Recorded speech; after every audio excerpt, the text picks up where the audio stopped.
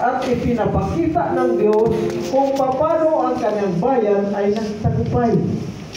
Na wala siyang pangako na hindi natupad. Lahat natupad, mga kapatid. Ngunit, ang naatala na hindi matupad ang kanyang pangako sa atin ngayon dahil sa kasalanan.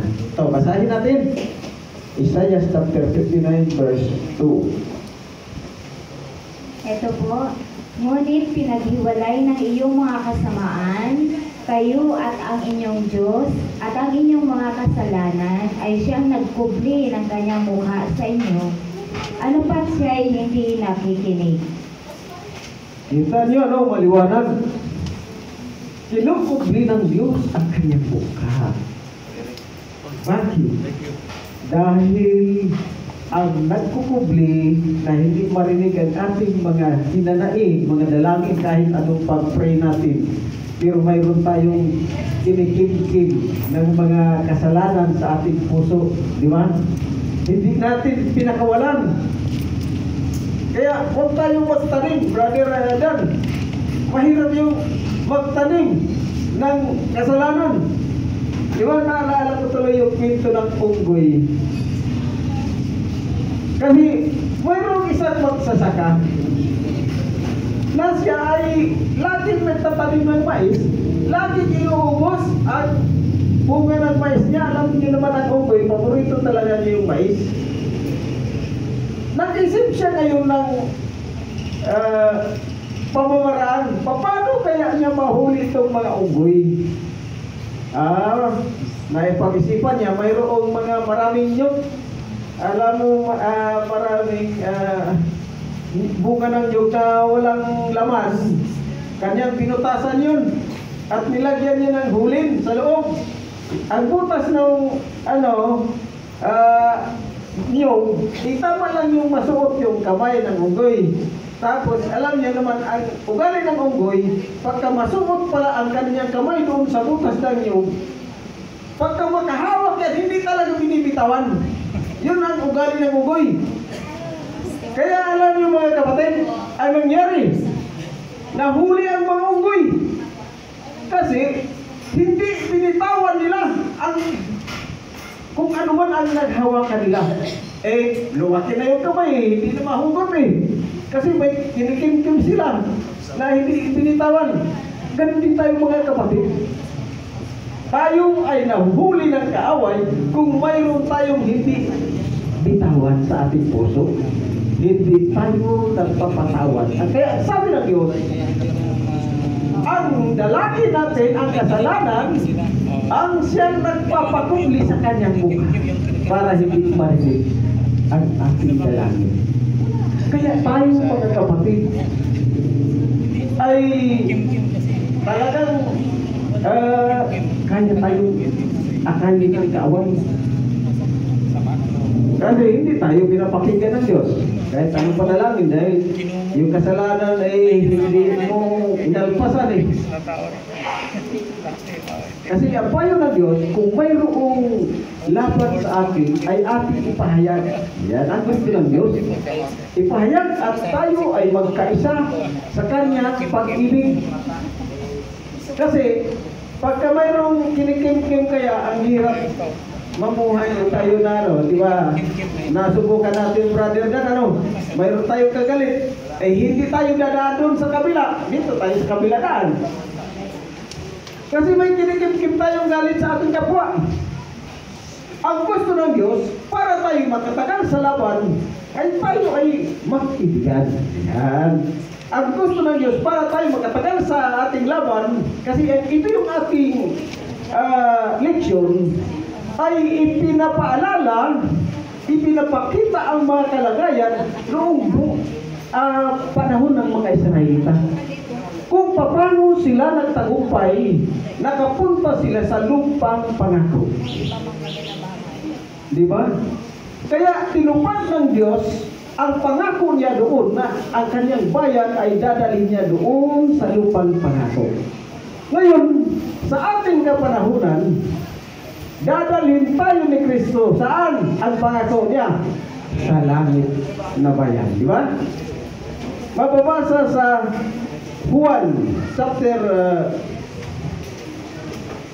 John chapter 14, verse 1 hanggang 3. Ito yung sinabi ng ating Panginoong Hesus.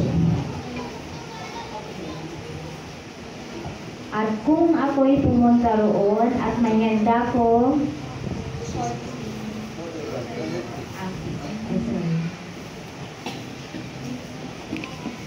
huwag mabagabag ang inyong puso. Sumampalataya kayo sa Diyos. Sumampalataya rin naman kayo sa akin.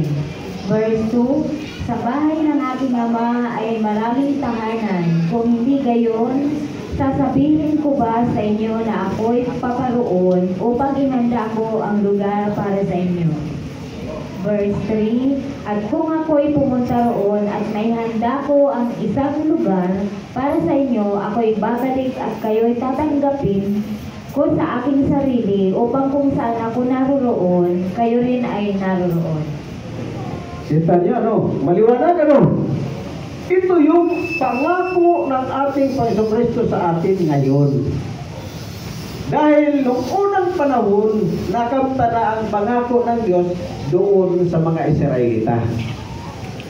At doon sa panahon ng mga Israelita, mayroon silang, dahil sa kanilang kasalanan, ang sabi ng Diyos, o sige, mula sa 20, pataas ang edad, sila ang makapunta doon, makatahan sa lupang pangako.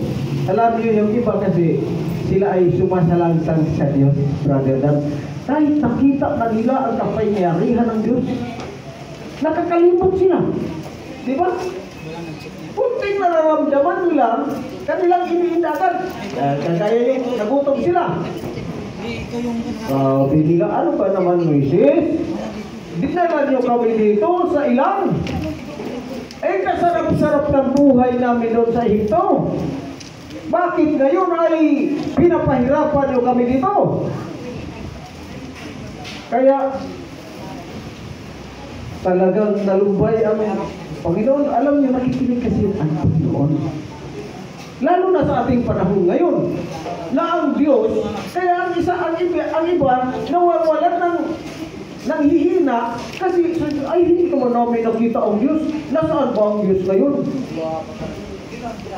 Di ba? Mas maganda, basahin natin kung nasaan ang Diyos ngayon. Sige, Sister Albi, basahin natin sa Juan 14:23.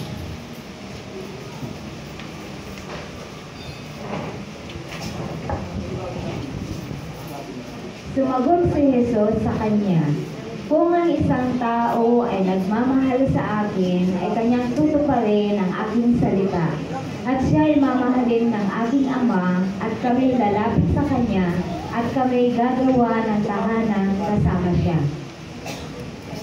O, kita niyo, At ang sinabi, ang sino mang sumutupad sa kanya at lilig, di ba, dapat sumunod sa kanyang mga utos. Kasi mga kapatid, ang pagsunod ay palatandaan yun na ikaw ay umiibig sa Kanya. Pagka hindi ka kasi sumusunod, kagaya sa isang ama na mayroong tigas ng ulo, sasabihin natin, kanino kaya anak ito? Ang tigas-tigas ng ulo, hindi sumusunod sa akin. Di ba? Pero pagka, mabuti yan, mabait yan naman ito, ay aking anak yan. Kaya maganda, nakaka-proud. Kaya tayo mga kapatid, alam niyo, mapalad tayo sapagkat nandito tayo at sumunod sa Kanyang tinig. Kaya ang sinabi sa Hebreo chapter 3 verse 7, kung marinig ninyo ang aking tinig, huwag ninyong papagmatigasin ang inyong mga puso. Dahil mga kapatid, ang Diyos nasa ating puso ngayon. Huwag natin isipin na, hindi nadinig. Hindi naman tinutupad ng Diyos ang aking kahilingan. Huwag natin isipin yan, na hindi na tayo ay pinapabayaan. Isipin natin mga kapatid, na hindi pa panahon. Ang sabi ni Santiago, mayroong panahon na ipagkaloob ng Diyos ang ating mga kahilingan. Kung hindi pa natupad ngayon, hintayin mo lang. Kasi pagka hindi mo hintayin, aanihin mo agad, bubot, malaglag, di ba? Anihin mo na hindi pa hinog. Tingnan mo, hindi na mapakinabangan. Kaya huwag tayong mainit. Isipin natin, baka may kasalanan pa na sa ating puso na hindi marinig ng Diyos at ating dalangin. Alisin na natin yan. Patawarin, kaya tayo ay nananalangin lagi na patawarin kami sa aming kasalanan. Kasi ito pala ang kasalanan, ang siyang dahilan na nauudlot ang ating mga pangarap sa buhay. Na hindi tayo magtatagumpay sapagkat ang kasalanan ang siyang humaharang sa pagdinig ng Diyos. Kaya sa halip na dinigin ka, hindi na. Ay, nagmamatigas ka eh. Di ba, brother yan? Sino ba namang amang matuwa na uutusan ka ay hindi ka naman nakikinig?